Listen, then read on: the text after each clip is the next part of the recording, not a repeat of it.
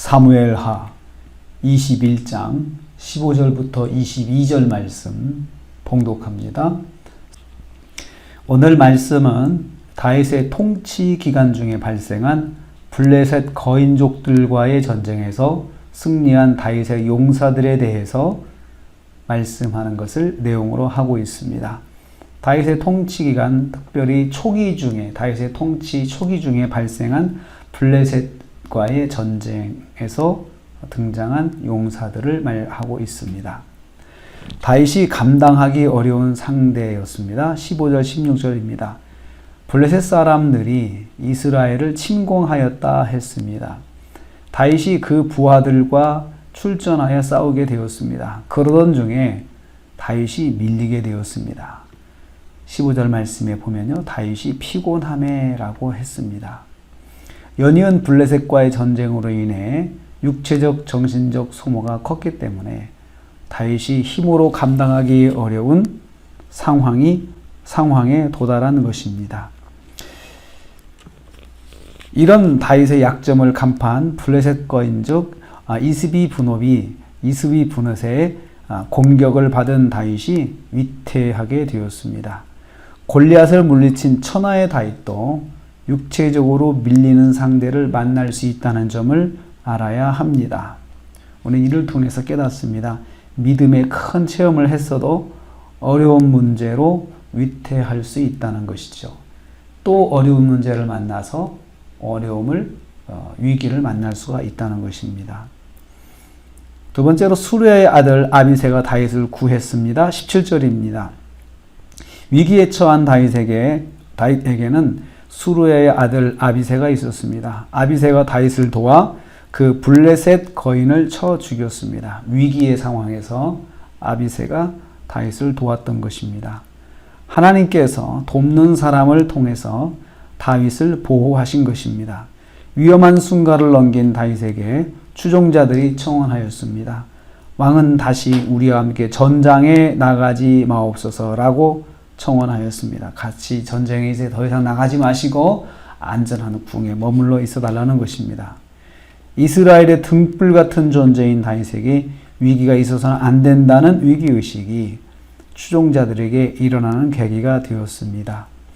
우리는 이를 통해서 깨닫습니다. 다윗도 수르야의 아들 아비새의 도움을 통해서 안전을 확보한 것처럼 믿음의 사람도 돕는 자의 도움이 필요하다는 것입니다. 믿음의 사람도 돕는 자의 도움이 필요함을 의식하고 하나님께서 돕는 자와 함께 하시도록 기도해야 합니다. 세 번째로 연속되는 거인족과의 전쟁을 승리하였습니다. 18절서 22절 말씀입니다. 그 후에도 블레셋 거인족들이 계속하여 이스라엘을 공격하였습니다. 그만큼 이스라엘의 방비가 약하고 군세가 미약했던 시절이었음을 알 수 있습니다. 이스라엘의 이런 약점을 노리고 블레셋이 계속해서 전쟁을 일으킨 것입니다. 이스라엘을 얕잡아보고 덩치 큰 거인들을 앞세워 블레셋이 공격을 하였습니다. 그때마다 이스라엘에게는 용사가 일어났습니다. 곱에서 전쟁할 때에 십부개가 거인족 아들 삽을 쳐 죽였다 했습니다. 또 다시 곱에서 2차 전쟁할 때에 엘하나니 가드 골리앗의 아우 라흐미를 죽였습니다. 또 가드에서 손가락 발가락 6개인 거인을 다윗의 조카 요나단이 물리쳤습니다. 이스라엘의 위기 때마다 하나님께서 세우신 용사들을 통해서 기적의 승리를 거두었다는 것입니다. 이 연속되는 블레셋과의 전쟁과 그 전쟁에서의 승리를 통해서 여기서 성경이 보여주는 것은 이스라엘은 군사적으로도 약하고 여러 가지적으로 약하지만 하나님께서 하나님의 손길로 이스라엘을 지켜 보호해 주시고 있다는 것을 성경이 말씀하고 있습니다. 믿음의 사람은 모든 일에 하나님의 은혜로 승리할 수 있음을 기억해야 합니다. 우리가 뭘 많이 갖췄기 때문에 승리하고 또 갖추지 못했기 때문에 실패할 것이다 라고 생각하지 말고 모든 일에 하나님의 도우심, 하나님의 은혜로 우리가 감당할 수 있다, 승리할 수 있다, 이런 생각을 믿는 사람은 가지고 있어야 됩니다. 그래야 하나님께 기도하고 하나님을 의지하는 삶을 살 수가 있습니다. 오늘 하루도 우리가 하루를 시작합니다. 여러분, 우리가 부족한 것이 많죠. 연약한 것이 많죠.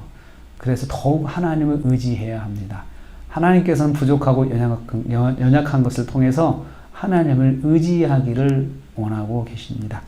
오늘 하루 모든 일에 하나님을 의지하고 하나님의 도우심을 구하는 하루가 되시기를 주님의 이름으로 축복합니다. 기도하겠습니다. 하나님 감사합니다.